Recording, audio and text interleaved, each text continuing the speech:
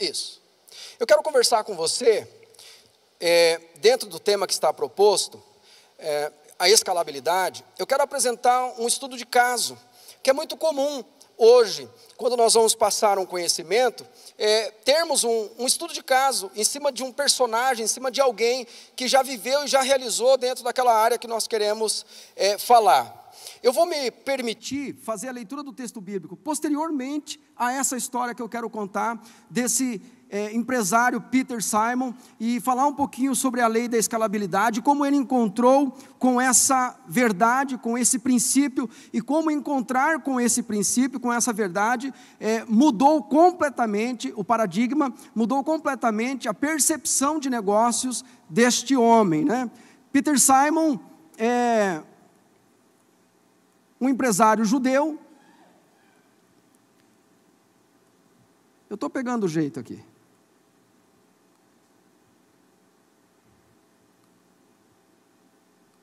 Isso aí.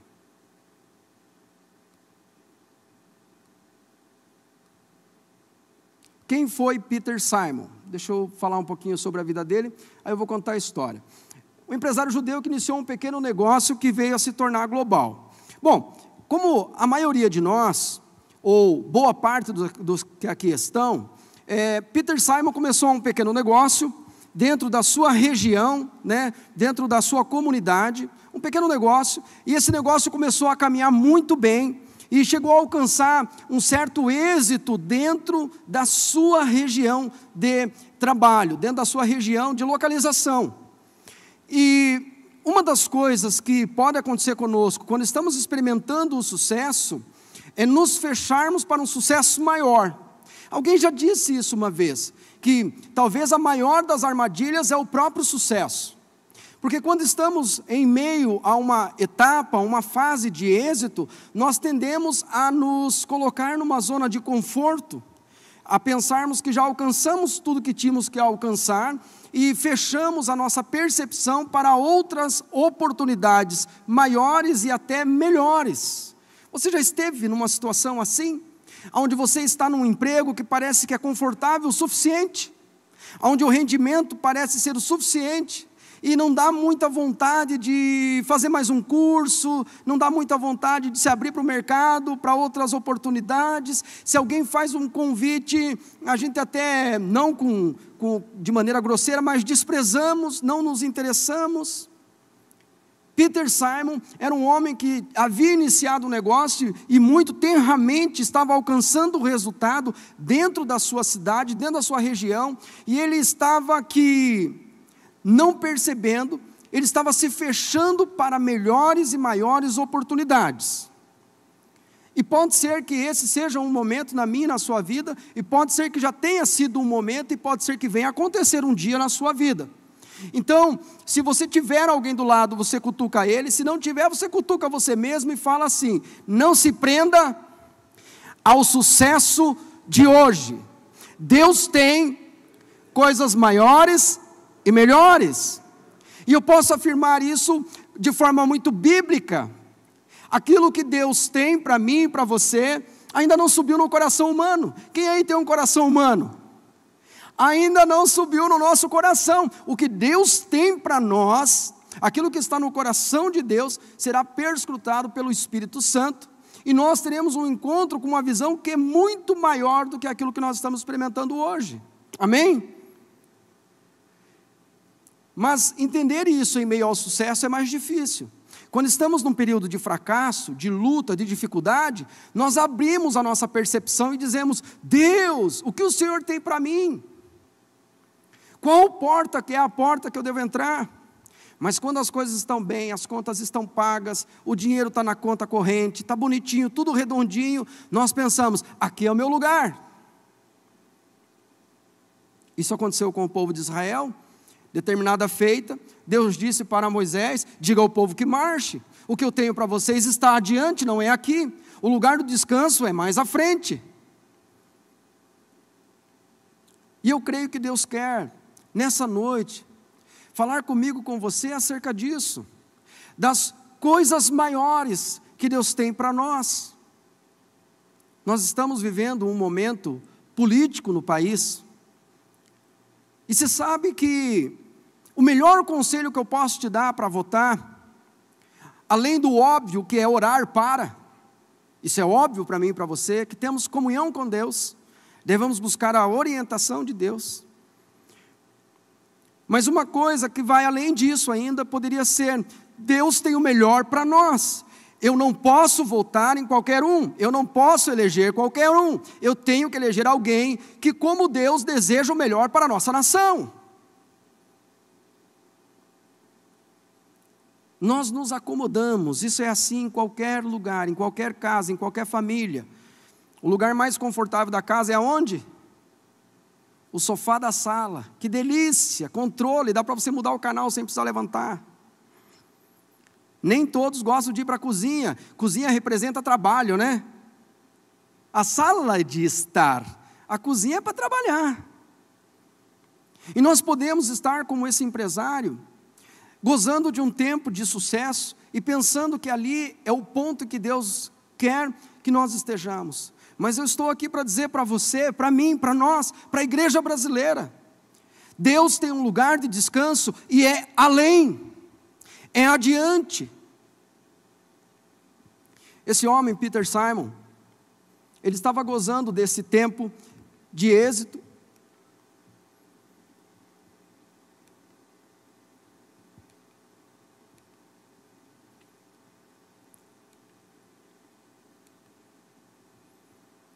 Até que ele teve um encontro, que eu chamaria de um encontro disruptivo, um encontro de quebra, um encontro de separação, de quebra de paradigma, de quebra de limite. Claro que limite é bom, mas em algumas situações o limite é um impeditivo. Deus chama você, vem comigo, caminha comigo, tem algo mais adiante. Eu falo, não, mas aqui está bom. E Deus diz, ei, preciso tocar na sua coxa, como foi com Jacó. Se você puder abrir a sua Bíblia, ou o seu aplicativo no seu celular, há um texto em Atos, no capítulo 10,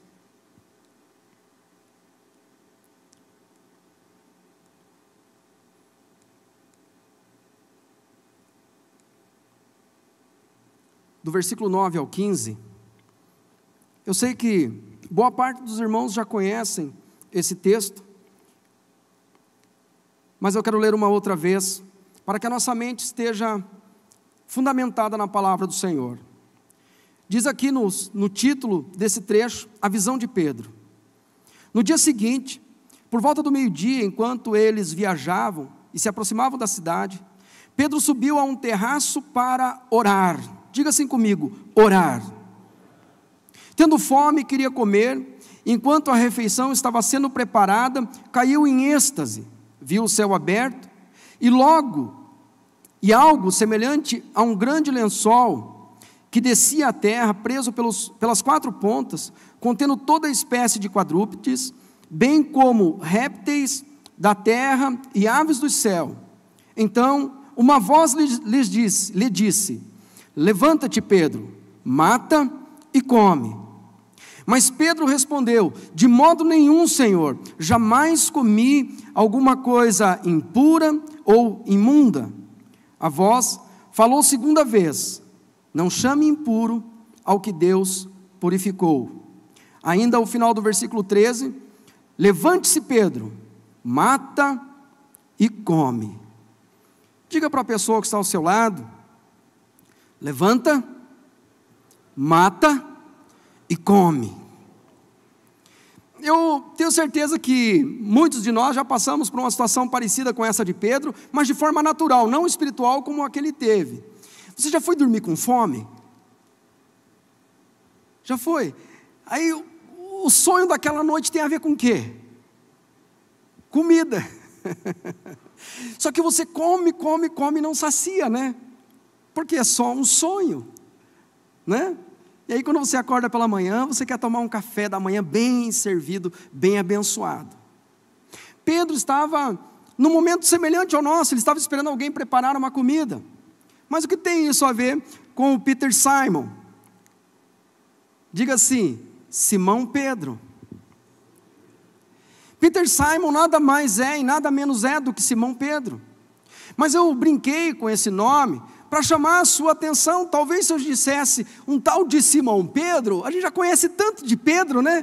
Tantas ministrações, tantos devocionais. Aí eu pensei, eu vou fazer o Simão Pedro virar um homem de negócios. Aí eu pensei, que nome bonito dá para esse homem, Peter Simon. O Peter Simon estava iniciando uma startup, um pequeno negócio local. Mas eu não quero que você olhe a igreja como um negócio, eu apenas usei isso como uma analogia.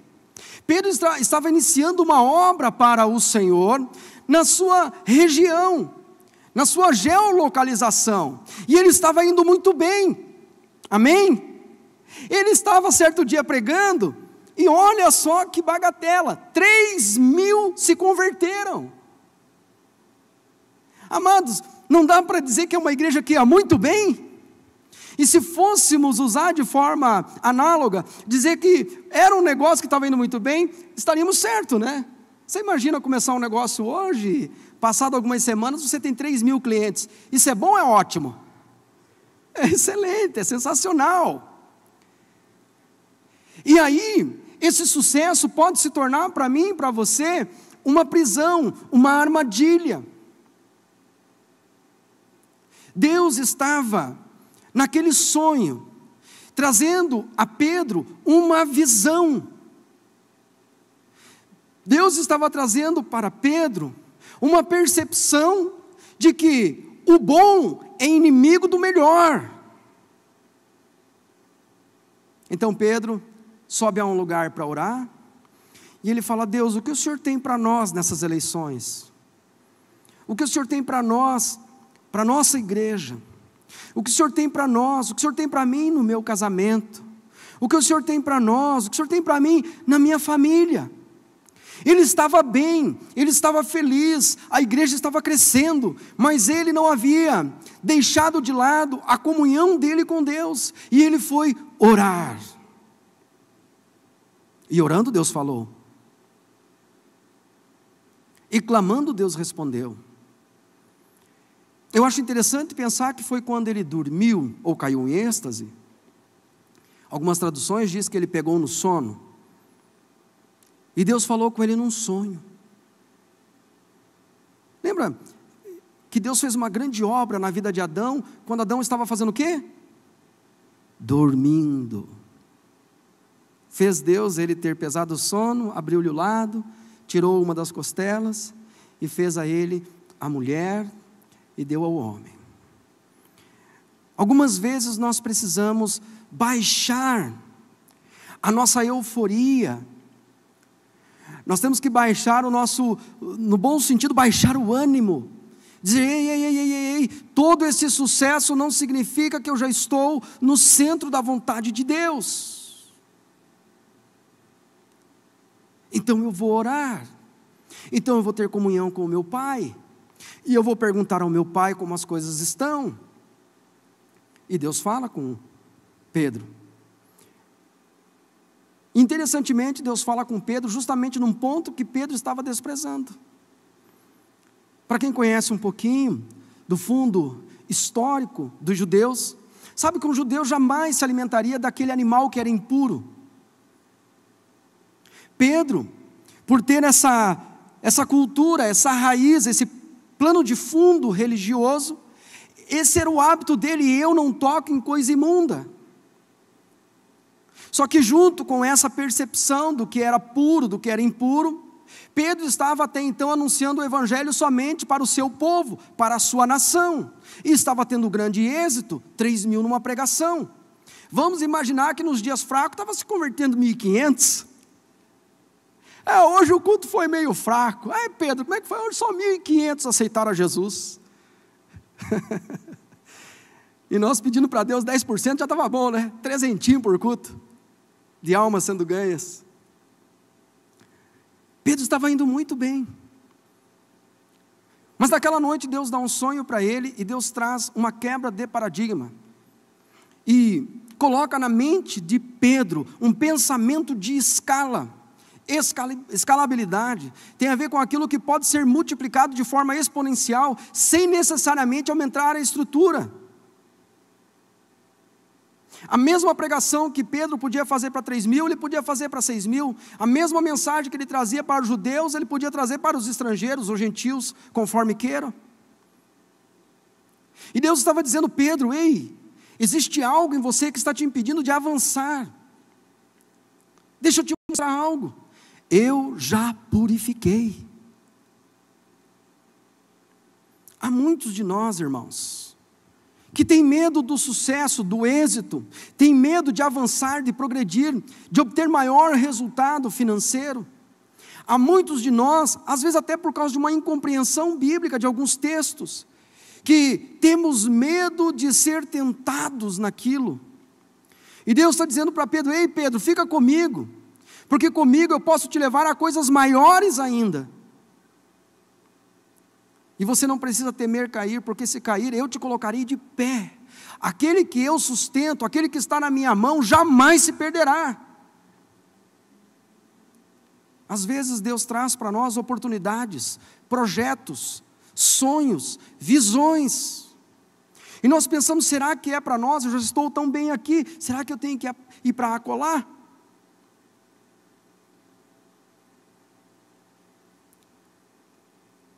Diga para a pessoa que está ao seu lado, ou diga para si mesmo: Deus tem uma jornada mais adiante para você.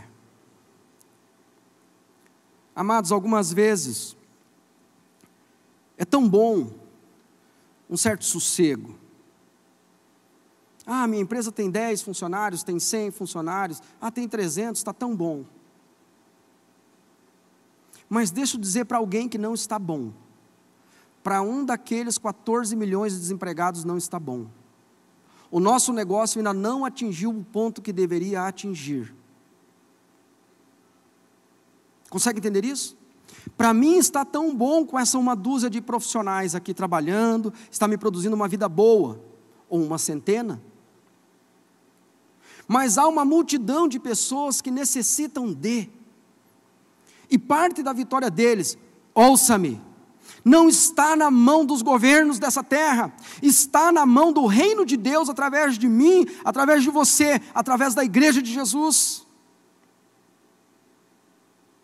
Mas enquanto eu estiver acomodado ao povo da minha geolocalização, eu não estarei enxergando o propósito de Deus. Ele diz: vão até os confins da terra.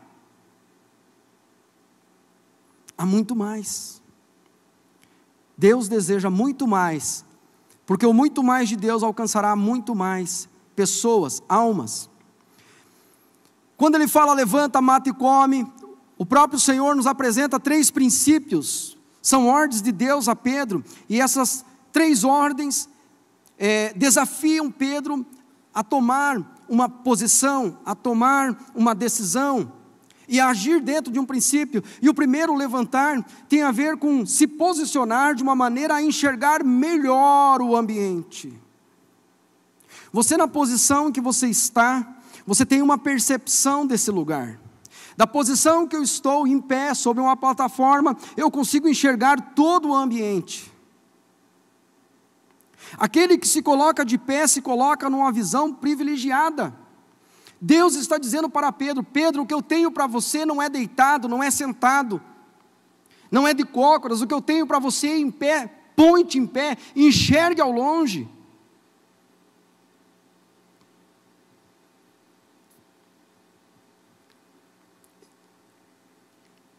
Às vezes nós estamos debruçados no meio dos nossos afazeres, e por que não, no meio das nossas lutas, das nossas dificuldades, e nós até algumas vezes pensamos que não tem saída, e Deus diz: Pedro, tem, só se levanta. Tenha uma visão privilegiada, tenha uma visão de longo alcance, tenha uma visão abrangente, porque Deus amou o mundo de tal maneira. Deus não amou o meu vilarejo, Deus amou o mundo. O que não significa que nós vamos deixar de fazer a nossa obra no nosso pequeno local, na nossa família, no nosso círculo de amigos, fazer isto sem deixar aquilo. A questão é que algumas vezes nós estamos deixando aquilo. Pedro estava sendo fiel, amém? Fiel a Deus, fazendo a obra do ministério, levando o evangelho, levando o reino de Deus. E Deus estava dizendo: ei, mas se você se levantar e olhar mais adiante, você vai ver que eu tenho muito povo para ganhar nessa terra.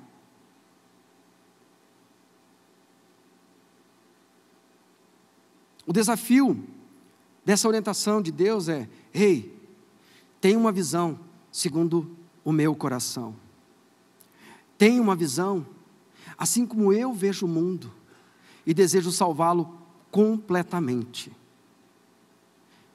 Tenha uma visão que possa abranger não uma dúzia ou duas dúzias de profissionais, mas tenha uma visão que gere compaixão e misericórdia por todos os homens. Pedro tinha sucesso, mas Deus tinha algo muito maior ainda para ele. A outra orientação que ele dá: você agora tem uma visão mais ampla? Sim, tenho. Você está enxergando como eu estou enxergando? Sim, Deus, eu estou enxergando. Você está vendo o mundo como eu vejo? Sim, Deus, eu estou enxergando. Pedro, agora você precisa matar. E eu quero fazer aqui uma aplicação desse matar como uma posição de domínio sobre aquilo que está morto, está dominado. Aquilo que está morto, que foi matado, foi vencido, foi dominado. Pedro, você está vendo esses animais? Sim, eu estou vendo. Mas eu não toco no que é impuro. Pedro, eu já purifiquei. Todas as nações da terra me pertencem. Todas as nações da terra me pertencem. Pedro, é tudo meu. Tá, Senhor, eu estou enxergando assim. Então agora você vai dominar esse assunto. Você vai dar esse assunto por vencido. E eu coloquei ali 3 letras, vocês devem conhecer esse acróstico. O CHA. Conhecimento, habilidade, atitude. Matar, dominar sobre, é ter o conhecimento adequado, a habilidade desenvolvida e a atitude correta, para alcançar os objetivos de Deus para as nossas vidas. Não basta enxergar, eu até diria que muitos de nós têm uma boa visão, mas nós precisamos sair da visão sem atitude, para uma visão com atitude, com uma ação de governar sobre, de dominar sobre. Pedro, você vai enxergar como eu enxergo, e você vai dominar esse assunto.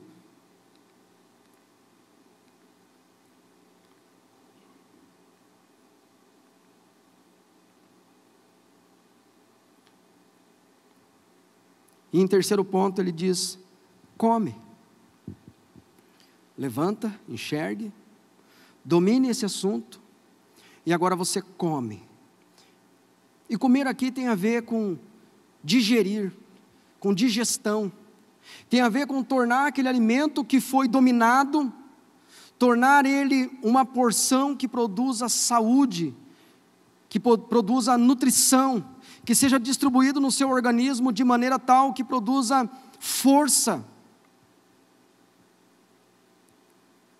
Não há como vencer se não aprendermos a gerir. Uma visão segundo o coração de Deus, do tamanho da visão de Deus. Uma ação de domínio sobre, ser excelente na sua área. E depois disso, a atitude diária de uma gestão profissional. Abrindo parênteses, muitas vezes eu sou convidado por amigos que são empresários para conversar sobre suas empresas.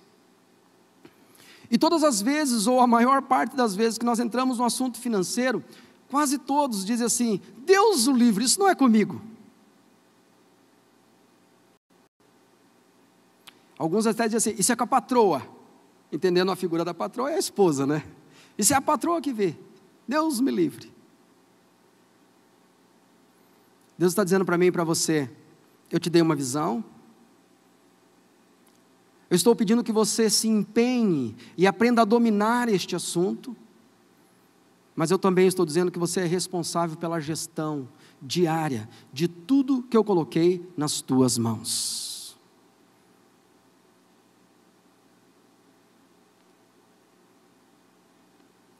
Não tem como alcançar a escalabilidade sem esses 3 princípios firmados, amadurecidos na nossa pessoa, no nosso ser. Quando eu me envolvi com o projeto de tecnologia, esse aplicativo, o que mais me chamou a atenção desse projeto foi que, uma vez feito o software, ele pode atender um número ilimitado de pessoas em qualquer lugar do mundo.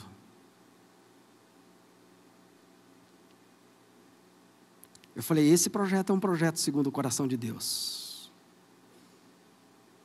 Porque Deus quer que a boa obra dele, o Evangelho, as boas novas do reino, chegue a todas as pessoas do mundo. A visão de Deus é global. E nessa noite eu quero desafiar você a fazer como Pedro naquela noite. O que ele fez foi orar. Com fome eu sei que vocês não estão, porque teve um lanchinho bem gostoso. Mas Pedro foi orar. E enquanto ele orava, ele adormeceu ou achou-se em êxtase. E enquanto ele estava em êxtase, Deus deu a ele um sonho, que deu a Pedro uma nova amplitude. O que era 3.000, poderiam ser milhares e milhares e milhares. E esse conselho de Deus é tão fácil de perceber a funcionalidade, a praticidade dele, que hoje, 2000 e tantos anos,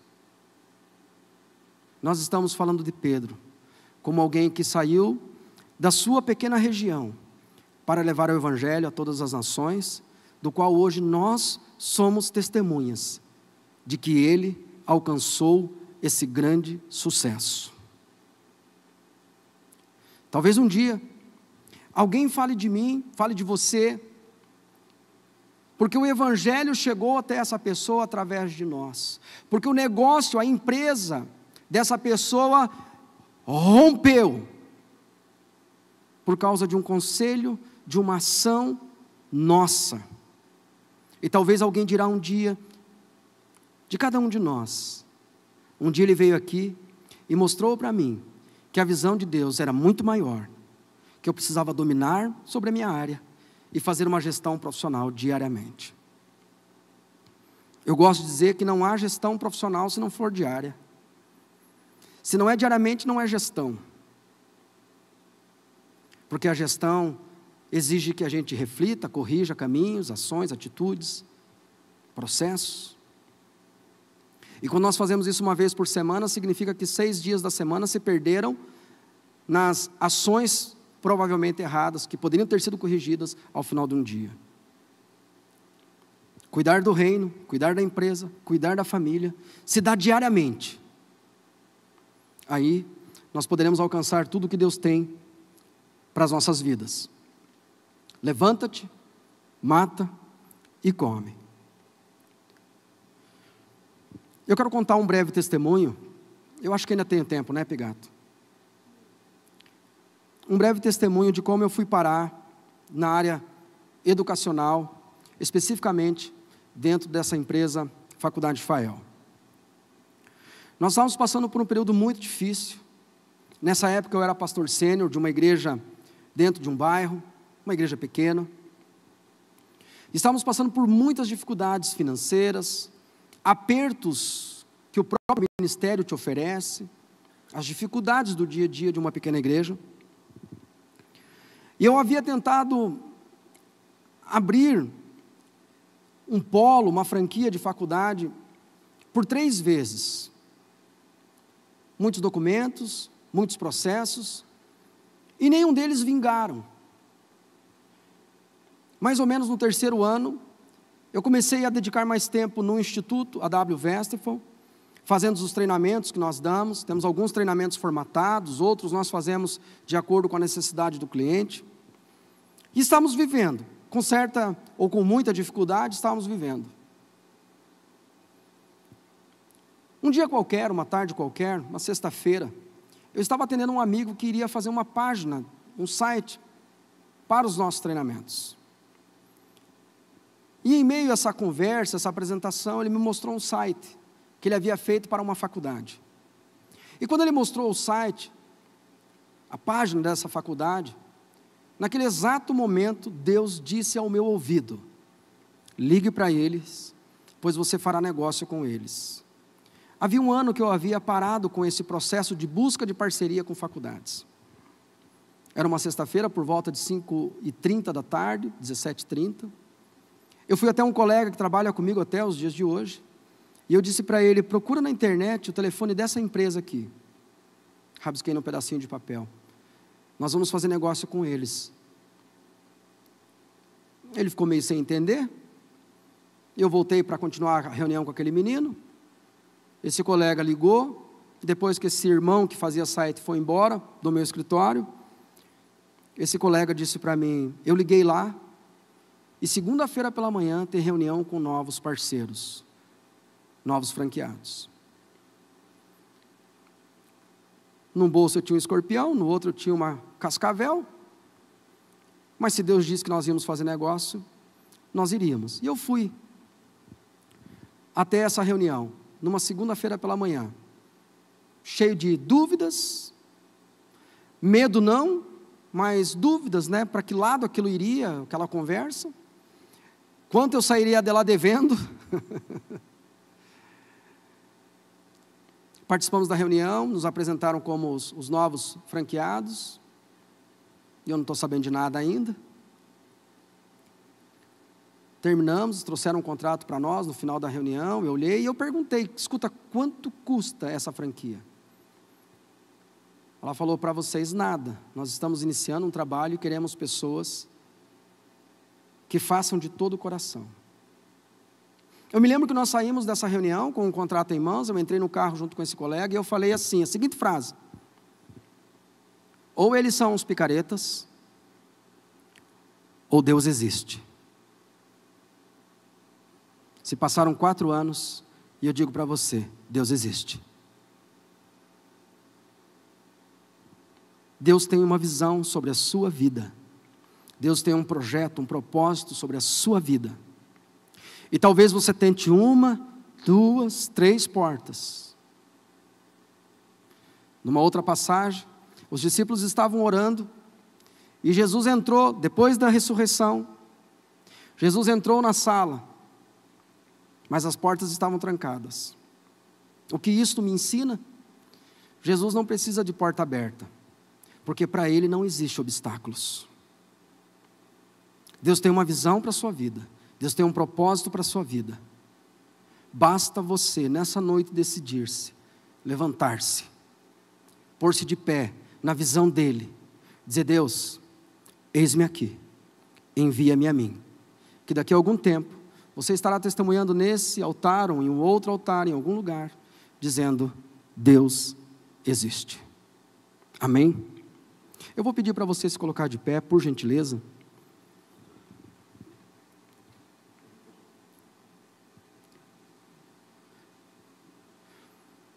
Alguns anos atrás, eu estava numa igreja como essa, visitando. Era a minha primeira vez numa igreja evangélica.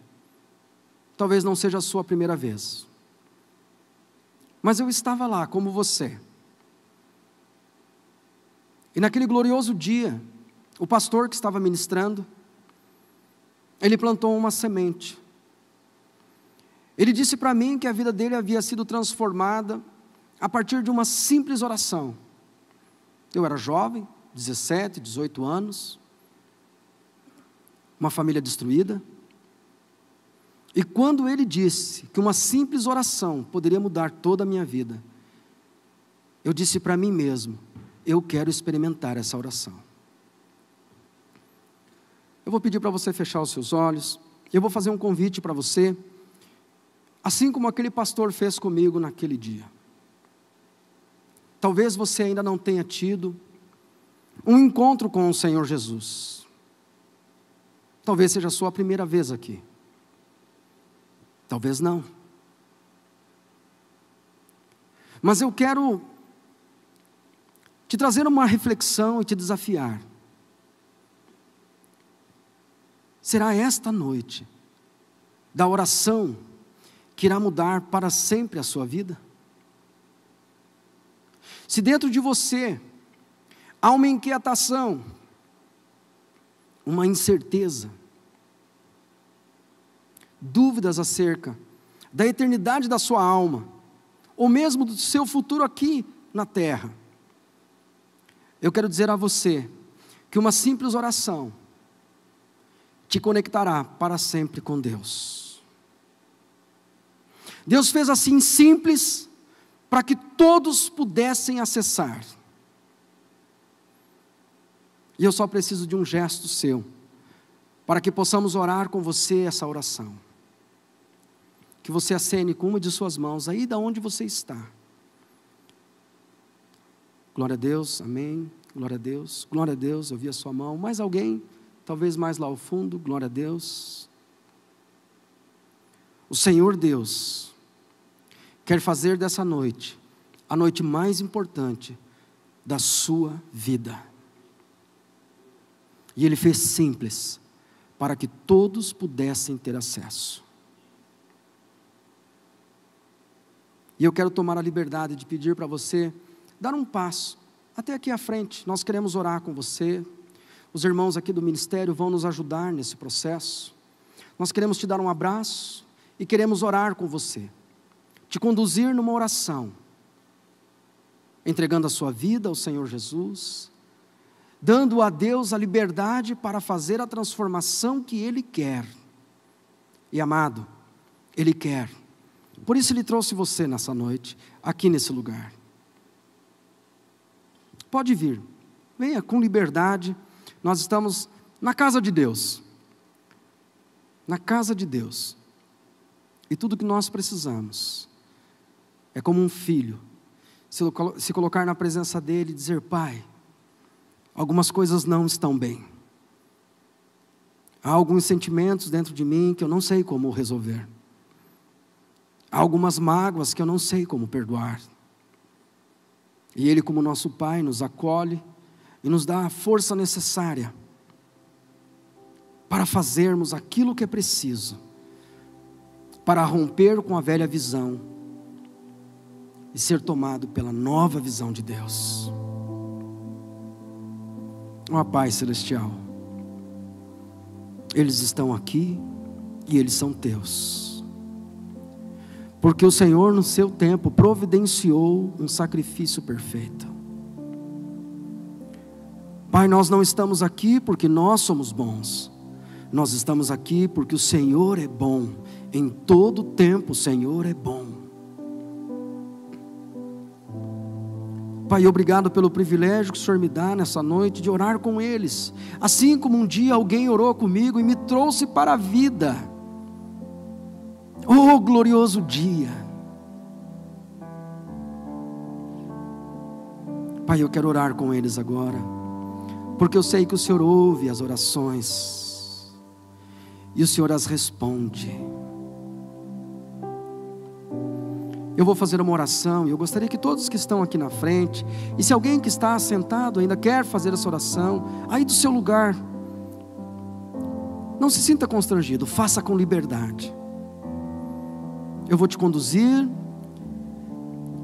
eu vou fazer uma oração, uma frase, você repete ela junto comigo, como sendo a sua oração. E eu quero que você guarde na sua memória, o dia 17 de setembro, foi o dia que o Senhor deu para mim uma nova visão, uma nova vida, uma nova oportunidade.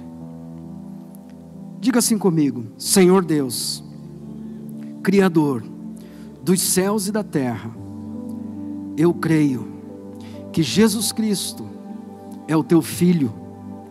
Eu creio que Ele veio em carne, que Ele morreu e ressuscitou para me dar uma nova vida.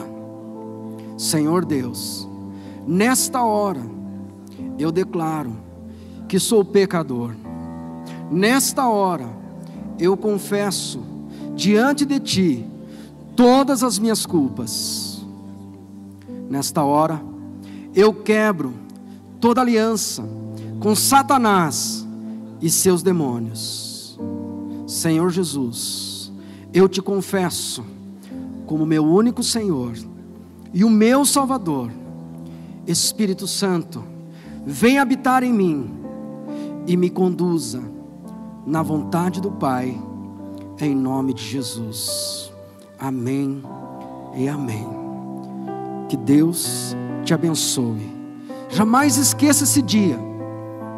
O dia mais importante é o dia que fomos conectados com o nosso Pai por meio de Jesus Cristo. Que Deus abençoe a todos. Você pode voltar ao seu lugar, em nome do Senhor Jesus.